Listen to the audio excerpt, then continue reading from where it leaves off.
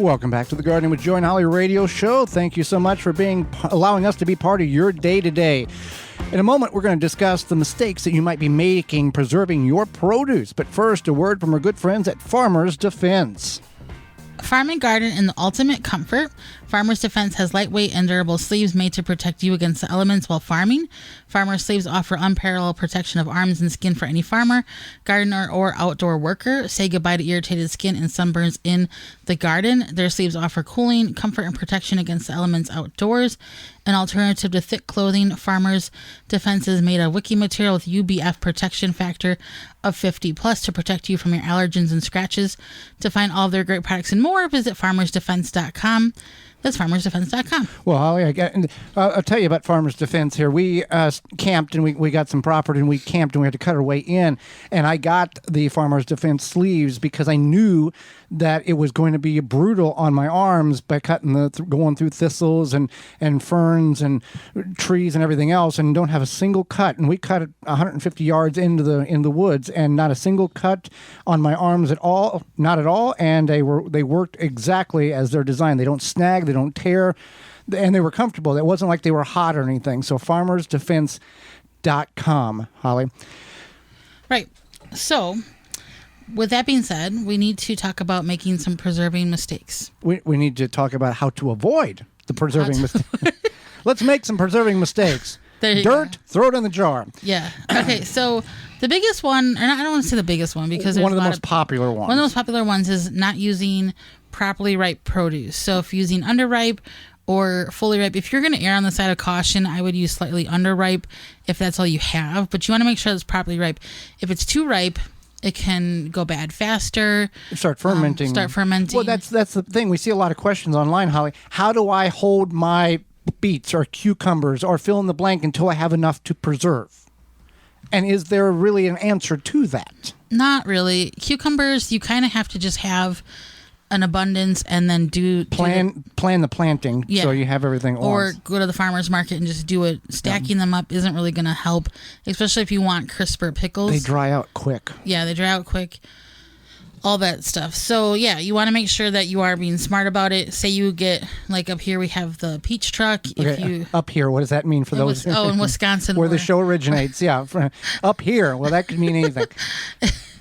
We have the peach truck, and then I think sometimes they have blueberries. Yeah. You would want to make sure when those peaches start to get ripe, or the blueberries, you do them right away, whatever you're going to do. Well, and that's the thing with tomatoes. You can harvest them early and let them ripen inside.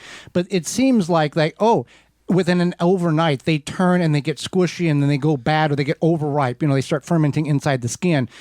You can look at them, and if you wait long enough and see it happening. With tomatoes, for example. Yeah. Make sure you're using properly ripe produce. So another one is that if you are canning something, you don't want to deviate from the recipe, especially when using water bath canning.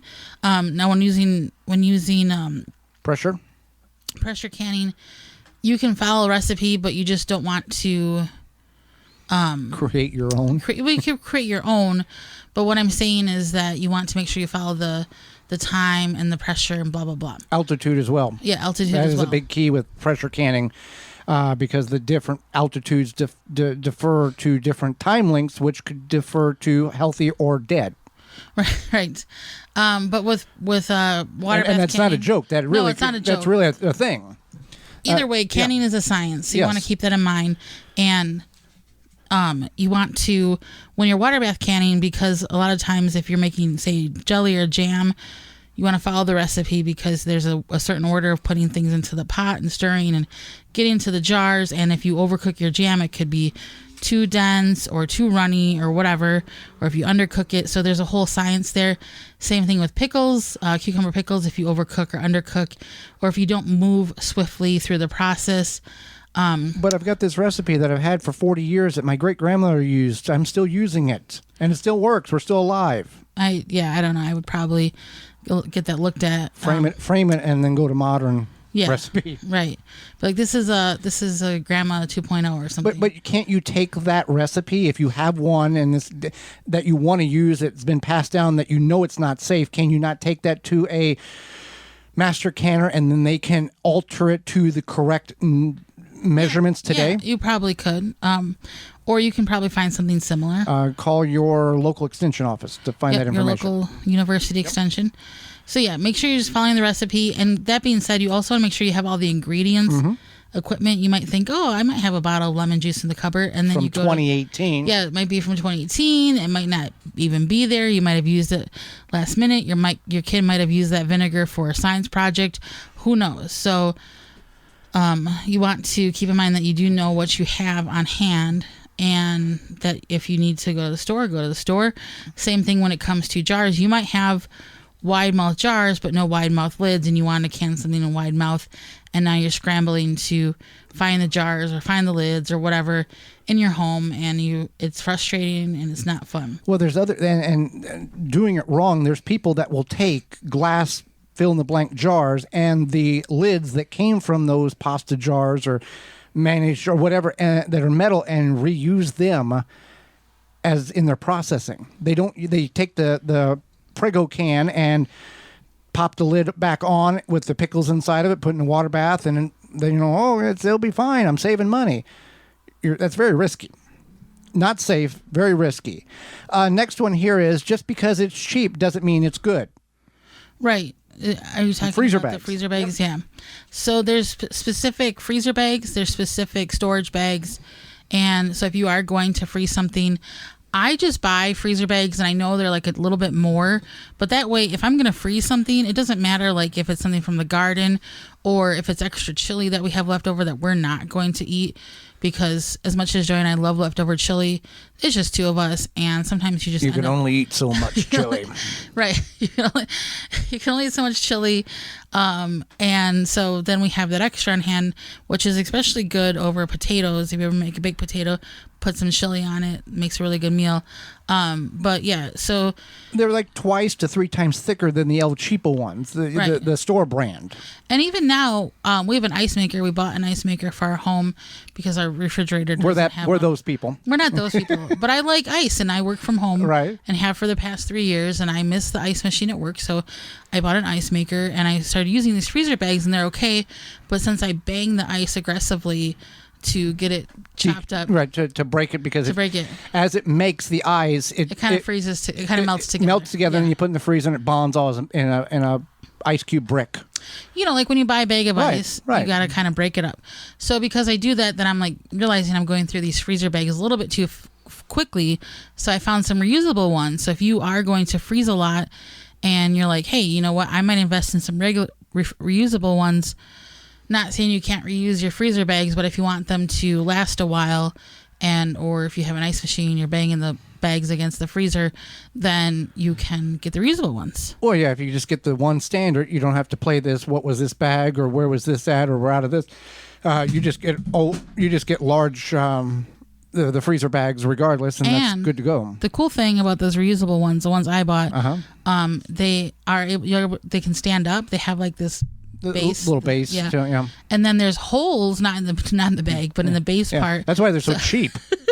They cut half of it out and give it to you. But there's holes, so like you could hang it up. Like say you want to like put it on a hook so you can wash it and then hang it up to dry. Oh, you mean around the rim of the base? Yeah. Not the not in the bag. Right, the foundation of the bag, not the side walls of the bag. Yeah. Okay. I didn't know the holes were in there. I saw that they could stand up when I bought them, and then when I got them. Well, that's the thing. There's certain people that will reuse, wash and reuse bags. Now, I understand that to a certain level. There's certain things that can go in a Ziploc bag that you don't want to reuse that bag, even though it was food, chili or pasta sauce, but dry goods or something like that, green beans that you froze in the freezer. Yeah, you can reuse those bags with minimal amount of cleaning needed for that. I mean, even I've reused bags from like a peanut butter and jelly sandwich. Well, true. Yeah. Yeah. I don't clean it out. I just shove the sandwich back in there. So. Right. I get that. Yeah. Not working. You talked about this moments ago. Not working quickly when it comes to canning.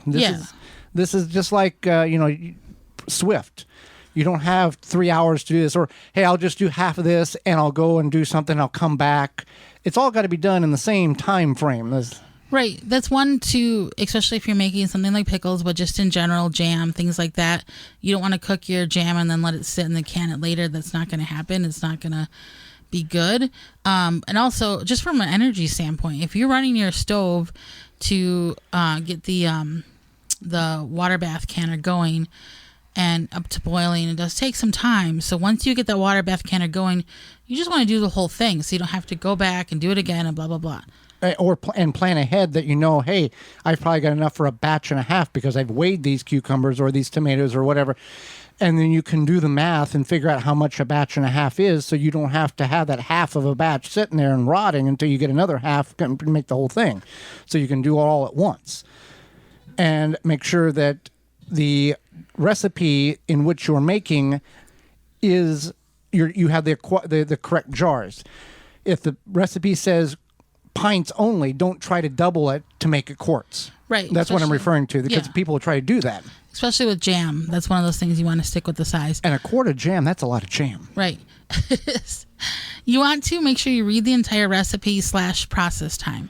So some of these recipes, especially, I think it was like zucchini pickles or something, or relish, or Jerusalem artichoke relish. You basically make a saltwater brine with, I think, some sugar or whatever, and you let those Jerusalem artichokes that you chopped up sit and soak in that brine for 3 hours. 3 hours. So if you're like, hey, it's 9 p.m., I'm just gonna knock this out real quick before I go to bed. Then I'll just clean the entire kitchen.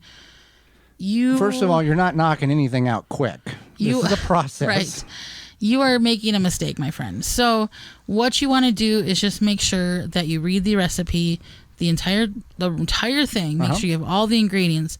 Make sure that you know what you're getting yourself into before you're like, I'm just going to wing it.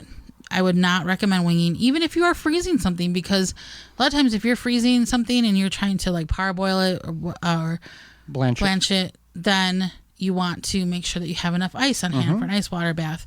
You want to make sure that you have your freezer bags ready. You might think that you have quart bags, but you only have gallon bags, or I don't think they make half-gallon bags. Maybe they do.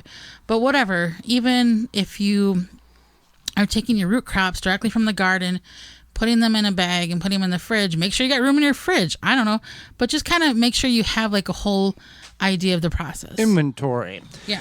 Well, the weather's warmed up. Holly, it's hot in a lot of portions of the country, and your garden is getting attacked with those beetles, weevils, and borers, especially those Japanese beetles on your tomatoes, your eggplants, your roses, your beans, and everything in between. And what better way to prevent these pests from destroying your garden than by controlling them while they're larvae? Grub Gone is an easy-to-apply granule product that can be spread onto your turf to successfully control grub invaders. Developed by Phylum Bioproducts from our naturally occurring bacteria, Grub Gone is a non-chemical BT product that specifically targets only certain scarab pests, and it is safe to use around bees and other beneficial insects.